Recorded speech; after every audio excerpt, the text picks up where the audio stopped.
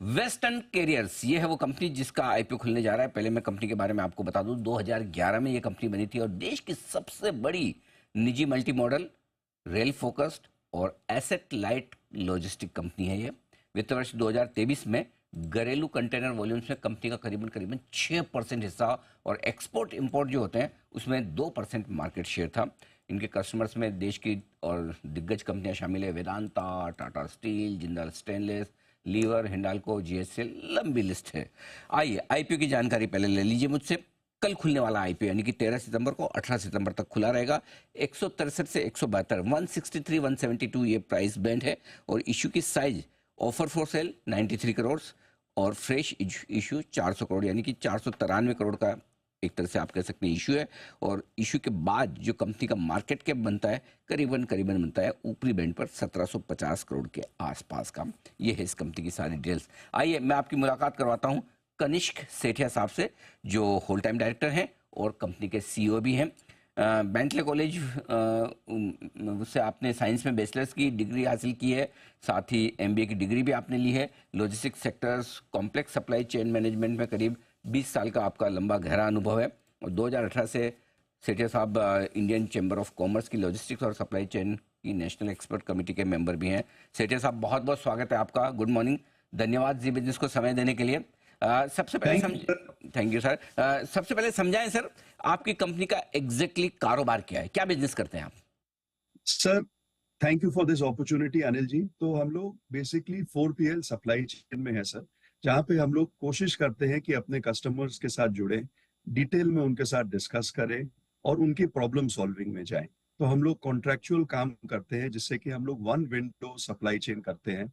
सारे जो काम होते हैं लॉजिस्टिक्स के वो हम एक साथ में वन विंडो सॉल्यूशन क्रिएट करके अपने कस्टमर्स को देते हैं। एंड हमारे कस्टमर्स जो हैं सारे क्लस्टर्स में है सर, मेटल्स में है, FMCG, pharma, PSUs and industrial chemicals. तो कोशिश ये रहती है कि हम एंड टू एंड सॉल्यूशन अपने कस्टमर्स को दें, नॉट पीसमील सॉल्यूशन। ओके तो सेठिया साहब, ये end to end solutions logistics का मतलब क्या? अगर कोई इंपोर्ट कर रहा है, एक्सपोर्ट कर रहा है, उसको कहीं स्टोर करना है तो ये फैसिलिटी देते हैं, या एक से दूसरी जगह जी, ट्रांसपोर्टेशन करना है, क्या क्या काम कर लेते हैं आप?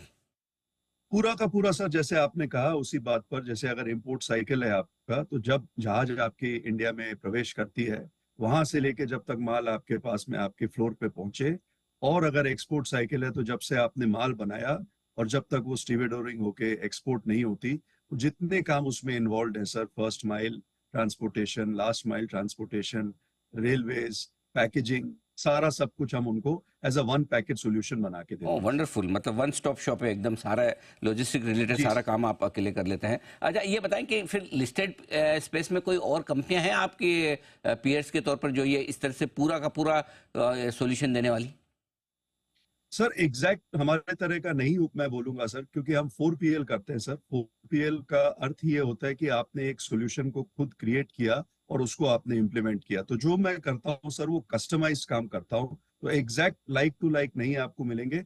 बट बहुत सारे प्लेयर्स हैं लॉजिस्टिक स्पेस में जो काम करते हैं, थोड़ा ज्यादा थोड़ा कम, बट मैं जो सॉल्यूशन खुद क्रिएट करता हूँ उसको पूरी तरह से इंडोर्स करता हूँ सर, उसको मैं खुद ही रन करता हूँ। परफेक्ट। सेठी साहब अब ये बताएं कि जैसे लॉजिस्टिक्स के मामले का इसकी बात होती है तो सबसे पहले नाम कौन कौन का ध्यान में आता है? हिंदुस्तान में सबसे बड़ी कंपनी वो है, जाहिर सी बात है वो जी आपकी तरह सारी पूरी चेन तो नहीं सर्विसेज की देती, लेकिन काफ़ी कुछ देती है। कितना आपका बिजनेस सिमिलर, और जहाँ तक मुझे मैंने पढ़ा है आपका कॉनकोर के साथ किसी तरह का एग्रीमेंट भी है, राइट सर? जरा वो समझाएं किस जी तरह का सर। आपका बिजनेस एग्रीमेंट है। सर तो I am one of the large business associates, one of the largest business associate of Comcore sir. उनके साथ हम जुड़े हुए हैं, उनके साथ काम करते हैं। तो कंटेनर ट्रेन ऑपरेटर के नियुक्त हमने उनको रखा हुआ है सर। तो हमारा जो सप्लाई चेन में रेलवे का काम होता है, रेलवे का जो कंटेनर मूवमेंट होता है, वो हम लोग एक्सक्लूसिवली कॉमकोर के साथ करते हैं। ओके। अच्छा अब ये बताएं सर, पिछले साल आपकी 2023 में 11% के आसपास की रेवेन्यू ग्रोथ रही, 2024 में करीबन करीबन 3 साढ़े 3% के आसपास की ग्रोथ रही। आपकी ग्रोथ कहाँ से और कैसे आएगी? क्या ये समझे कि जितनी इकोनॉमिक ग्रोथ बढ़ेगी, जितने इंपोर्ट एक्सपोर्ट और देश भर में लॉजिस्टिक्स और ट्रांसपोर्टेशन बढ़ेंगे, उसके साथ अपनी कंपनी की ग्रोथ होगी, और वो कितनी रीजनेबल ग्रोथ मानना ठीक है? अनिल जी बहुत अच्छा आपने सवाल पूछा। मैं आपको ये बोलना चाहता हूँ कि एक तो लॉजिस्टिक सेक्टर में जिस तरह का काम गवर्नमेंट ने किया है सर, ये बहुत तारीफजनक है। आप देखो, डेडिकेटेड फ्रेट कॉरिडोर्स आए हैं, मल्टी मॉडल लॉजिस्टिक्स पार्क्स आए हैं, डायरेक्ट पोर्ट डिलीवरीज आई हैं, तो ये फैक्टर्स बहुत बड़ा रोल प्ले करते हैं सर सप्लाई चेन को ग्रो करने में, मल्टी मॉडल लॉजिस्टिक्स को ग्रो करने में, जिसमें कि हम लोग एक डोमिनेंट पोजीशन रखते हैं। तो मैं सोचता हूँ कि सर आगे जो है as an industry there is a huge scope for work sir. अपने जैसे जैसे आगे बढ़ेंगे, हमने जो काम किया है एज एन इंडस्ट्री, गवर्नमेंट ने जो काम किया है ऑन इंफ्रास्ट्रक्चर सर, वो रंग लाएगी। आप देखोगे जहां 13, 14, 15% का अपना लॉजिस्टिक स्पेंड आता है कहीं पे, वो घटते जाएगा sir. And idea is, target is कि अपने उसको 10% के नीचे लेके आए, एंड जितनी जल्द हो सके लेके आए। उससे हमारी इकोनॉमी को और इंडस्ट्री को एक बहुत बड़ा फायदा मिलेगा सर। सर जैसे जैसे आपकी कंपनी की ग्रोथ हो रही है, बिजनेस बढ़ रहा है, वैसे वैसे आपके वर्किंग कैपिटल की रिक्वायरमेंट भी बढ़ रही है और ट्रेड रिसीवेबल्स जो डेटर्स आपके वो भी बढ़ रहे हैं। जरा ये समझाए कि ये कंफर्टेबल लेवल पे है और क्या आईपीओ से जो पैसा आएगा उससे यहाँ कुछ कमी करने का आपका इरादा है? कैसे करेंगे सर? बहुत अच्छा सवाल है सर। वर्किंग कैपिटल हम लोग के लिए रॉ मटेरियल है सर, लॉजिस्टिक्स कंपनी के लिए। जैसे एक बिल्डर के लिए सीमेंट रॉ मटेरियल है, वैसे ही हमारे लिए वर्किंग कैपिटल है सर। तो जैसे जैसे हमने फ्यूचर का ग्रोथ देखा है, उसी लिए हमने आईपीओ का प्लान किया है sir. Half of our fund is going towards debt repayment, तो उतना हमारा बैलेंस शीट में सुधार आने का है। एंड वी आर होपफुल कि सर जैसे जैसे आगे बढ़ते हैं वो इम्प्रूव होगा। रिसीवेबल्स का जो साइकिल है सर, वो कोरोना काल से एज एन इंडस्ट्री बढ़ गया था सर, बिकॉज उस टाइम जो परिस्थिति थी उसमें सबने ये फेस किया।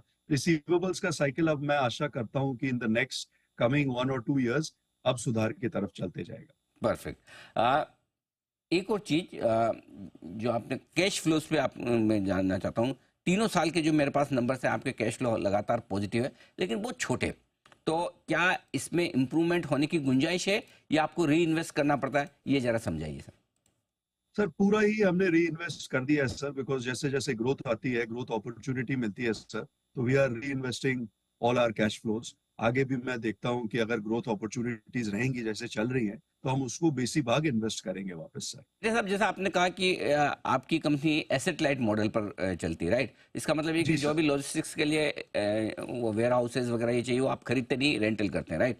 तो फिर हाँ आपको जी सर। कैश फ्लोज और इन्वेस्टमेंट कहाँ करना होता है, कहाँ जरूरत पड़ती है? बहुत अच्छा सवाल है सर। तो कैश फ्लो वर्किंग कैपिटल में भी जाता है, और कुछ एसेट्स जो हमारे लिए क्रिटिकल हैं for running the supply chain, उनमें हमें इन्वेस्ट करना पड़ता है। जैसे कुछ हमने पिछले 2 साल में कस्टमाइज कंटेनर्स हैं जो मार्केट में normal shipping 20 feet 40 feet container से अलग हैं, उनमें इन्वेस्ट किया है। उसमें हम आगे भी इन्वेस्ट करना चाहते हैं, which is part of our investment proposal. कुछ हम स्पेशलाइज्ड इक्विपमेंट होते हैं कंटेनर्स को हैंडल करने के, जैसे रीच स्टैकर्स, उसमें भी इन्वेस्ट करना चाहते हैं। So that is where some of the funds will go. बाकी जो रहेगा सर वो वर्किंग कैपिटल की तरफ रहेगा, एंड कुछ पैसा हम जनरल कॉर्पोरेट पर्पस के लिए रखना चाहते हैं। परफेक्ट। बहुत बढ़िया। संजय साहब, बहुत बहुत धन्यवाद आपका, समय दिया आपने और विस्तार से अपने आईपीओ के बारे में बातचीत की। कल से आपका आईपीओ खुल रहा है, हमारी बहुत बहुत शुभकामनाएं आपके आईपीओ के लिए। उम्मीद करते हैं आपके थैंक आईपीओ यू। को जबरदस्त। Thank you thank so you much. Anil ji, thank you for the opportunity. Thank you sir. Thank you.